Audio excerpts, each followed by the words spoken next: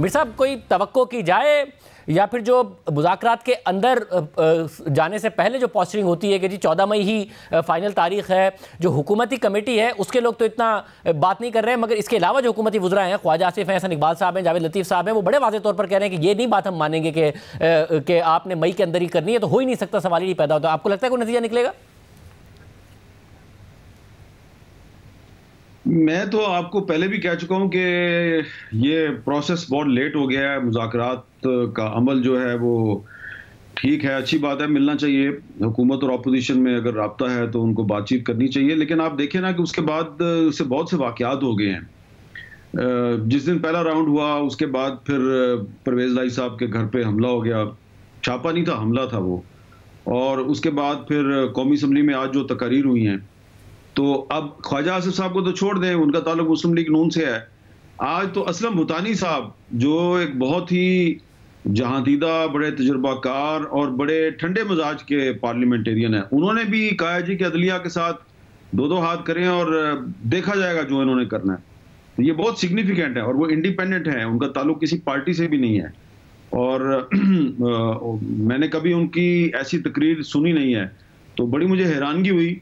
और फिर और भी जो कौमी असम्बली के जो बहुत से अरकान हैं, उन्होंने आज स्पीकर से कहा था कि हमने भी तकरीर करनी है, तो टाइम नहीं था स्पीकर के पास, और हर जो मेंबर था वो एक दूसरे से बाजी ले जाने की कोशिश कर रहा था। तो ये सिर्फ अब PMLN नहीं है, इसमें आप ये देखें कि ये पूरी की पूरी जो रूलिंग कोलिशन है वो अदलिया के साथ मुहाजराई पे उतरी हुई है। और आज मंडे तक उन्होंने केस को मुलतवी कर दिया है और फैसला भी अभी तक जो है वो 3 मेंबर बेंच का जो तफसीली फैसला अभी तक नहीं आया। तो इस सूरत हाल में जो मुज़ाकरात हो रहे हैं, इसमें दोनों साइड्स का जो है ना वर्शन भी सामने। जो इन मुज़ाकरात के बारे में एक ग्रुप है सिविल सोसाइटी का, वो कह रहा है जी कि हमने इसको फैसिलिटेट किया है। तो पहले जमात इस्लामी वाले कह रहे थे कि जी हमने इसको फैसिलिटेट किया है। तो जिसने भी किया है अच्छी बात है, लेकिन आप ये देखिए कि दोनों का जो पोस्चर है वो क्या है। इमरान खान साहब ने कहा कि अगर आप 14 मई तक असम्बलियां नहीं तोड़ेंगे तो फिर हम आपसे मुज़ाकरात नहीं करेंगे, लेकिन मुज़ाकरात फिर भी कर रहे हैं। और हुकूमत कहती है जी कि हमने टेन्योर जो है ये पार्लियामेंट का पूरा करना है, और अगर आप इस पर नहीं मानते तो फिर जाएं आप कर लें, जो जलसे जुलूस करने हैं कर लें। मुज़ाकरात फिर भी हो रहे हैं। तो हो सकता है कि ये मुज़ाकरात जो हैं ये चलते रहें, लेकिन नतीजा इसमें से कुछ नहीं निकलेगा, क्योंकि बड़ी सिंपल सी बात है, इसको अंडरस्टैंड करना कोई रॉकेट साइंस नहीं है। जो कौमी असम्बली में तकरीरें हो रही हैं उनको आप सामने रखें, तो उन तकरीरों को सामने रख के आप मुज़ाकरात का जो नतीजा है उसको अखज़ कर सकते हैं। तो हामिद मीर साहब, जब नतीजा अगर ना निकला तो तहरीक इंसाफ कह रही है हम सुप्रीम कोर्ट से कहेंगे कि जी अब आप अपने फैसले पर अमल दरामद कराइए। हुकूमत कह रही है कि सुप्रीम कोर्ट कंटेम्प्ट नहीं कर सकती है, हमने अपने आप को कानूनी तौर पर प्रोटेक्ट कर लिया है, वज़ीर-ए-आज़म ने वोट ऑफ कॉन्फिडेंस भी ले लिया है और पार्लियामेंट ने 21 अरब रुपये जारी ना करने का कहा है। और फिर जो डिफेंस मिनिस्ट्री है और जो इदारे हैं और एजेंसियाँ, उन्होंने बाकायदा तौर पर खुद भी प्रेजेंटेशन दी है या ब्रीफिंग दी है चीफ जस्टिस साहब को जाके। आपको लगता है कि वाकई हुकूमत का कॉन्फिडेंस दुरुस्त है कि उन्होंने कंटेम्प्ट का रास्ता बंद कर दिया है, या फिर अदालत के पास और कोई रास्ता नहीं होगा और इस रास्ते पर जाएगी अदालत अगर मुज़ाकरात का नतीजा ना निकला? अच्छा शाहजेब साहब, सवाल तो आपने बड़ा अच्छा किया, लेकिन जवाब देने से पहले मैं ये आपको बताना चाहता हूँ खास तौर पे कि आम तौर पे जो सियासतदान हैं वो उनके साथ इतने पुराने ताल्लुकात हैं, तो वो अपनी स्ट्रेटजीज जो है वो आम तौर पे हमारे सामने डिस्कस कर लेते हैं। वो रिक्वेस्ट कर देते हैं बस जरा इसका ख्याल कीजिएगा, अभी हमारी इसको अभी ये हिकमत अमली है, इसको जरा अभी डिस्क्लोज ना करिए, अभी इस्लाम मशवरा चल रहा है, ये चल रहा है। आप मुझे कर देते हैं सवाल, मैं कोई ना कोई बात कह देता हूँ, उसके बाद कोई नाराज हो जाता है, कोई खुश हो जाता है। खुश वो होते हैं जिनको अंदर की बात पता करनी होती है, पता नहीं चल रही होती, उनको पता चल जाती है, और नाराज वो होते हैं जिनकी बात हम लीक कर देते हैं। अब ये जो आपने सवाल किया है ना, इसके जवाब में मैं आपको एक बहुत ही सनसनीखेज किस्म का जवाब दे सकता हूं, लेकिन फिर मेरे बहुत से जो दोस्त हैं वो नाराज हो जाएंगे। आमिर साहब आज नाराज होने दें, बात कर दें सनसनीखेज होने दें, नाराज आज नहीं, इसलिए मैं उनको नाराज नहीं कर सकता। पहले मेरे से बहुत से लोग नाराज हैं और ज्यादातर लोग जो है वो आपके प्रोग्राम की वजह से नाराज होते हैं। बस आमिर साहब, ऐसे आपने कोई बात नहीं करनी, आपने आपको स्क्रीन पे देखना है, ऐसी कोई बात नहीं करनी है कि आप ऑफ एयर हो जाएं, बाकी ठीक है, बाकी आप मैं जो है ना आपको ये बता सकता हूँ कि इस वक्त जो हुकूमत है उसकी स्ट्रेटजी जो है वो ये है, मैं बहुत मलफूफ अंदाज में बहुत एहतियात से आपको बता रहा हूँ ये इंस्टिगेट कर रहे हैं जजेस को। ये चाहते हैं कि इनके खिलाफ तौहीन अदालत की कार्रवाई शुरू की जाए, ना सिर्फ वजीर आजम के खिलाफ बल्कि पूरी की पूरी कैबिनेट के खिलाफ तौहीन अदालत की कार्रवाई शुरू की जाए।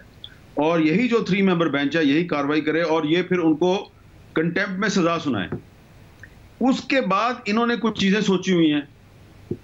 अब मेरी जाती राय में जो ये करने जा रहे हैं उससे तो पाकिस्तान में बड़ी अफरा तफरी फैलेगी, बड़ा इंतशार फैल सकता है। लेकिन इनका एक ख्याल है कि एक दफा ये काम भी हो जाने दें, जैसा कि ख्वाजा आसिफ साहब की तकरीरों से भी आपने अंदाजा लगाया है। और इनका एक ख्याल है कि ये जजेस जो है ना इस दफा अपने ट्रैप में फंस जाएंगे। अच्छा, अब इनकी ये स्ट्रेटजी क्यों है? इनकी स्ट्रेटजी इसलिए है कि ये समझते हैं कि माजी में जब भी सुप्रीम कोर्ट के जज साहिबान ने किसी वजीर आजम के खिलाफ तौहीन अदालत की कार्रवाई की या उसको डिस्क्वालीफाई किया, तो इन जजों के पीछे एस्टेब्लिशमेंट खड़ी थी। और ख्वाह वो यूसुफ रज़ा गिलानी साहब थे या नवाज शरीफ साहब थे, उनके नवाज शरीफ साहब को जब डिस्क्वालीफाई किया गया था तो आपको याद है ना, वो भी कहते थे कि मैं भी बड़ा पॉपुलर हूं, लेकिन उनकी चली बेचारे की कुछ नहीं। तो ये अब हुकूमत चाहती है कि इस दफा एस्टेब्लिशमेंट जो है वो, इनका ख्याल है कि सुप्रीम कोर्ट का साथ नहीं देगी, तो ये जरा अकेले एस्टेब्लिशमेंट की मर्जी के बगैर किसी वजीर आजम के खिलाफ कार्रवाई करके देख लें। और फिर कोर्ट अनकोर्ट एक बहुत सीनियर मिनिस्टर साहब कह रहे हैं कि फिर हम इनको बताएंगे कि आटे दाल का भाव क्या है। और आगे जो उन्होंने कहा वो मैं नहीं कहूंगा क्योंकि वो गलत अल्फाज हैं। तो अब सुप्रीम कोर्ट के जज साहिबान जो हैं वो आइन और कानून के मुताबिक ही फैसला करेंगे। जो तौहीन अदालत की वो कार्रवाई करेंगे वो आइन और कानून के मुताबिक ही होगी। लेकिन इन्होंने भी उसी आइन और कानून में से कोई ज़ाब्ते निकालने हैं, कोई नए बनाने हैं, कोई आगे पीछे करके इन्होंने भी कहना भी कि हमारा भी ये जो है ना आइन और कानून के मुताबिक ही स्ट्रेटजी और ऐसी की तैसी।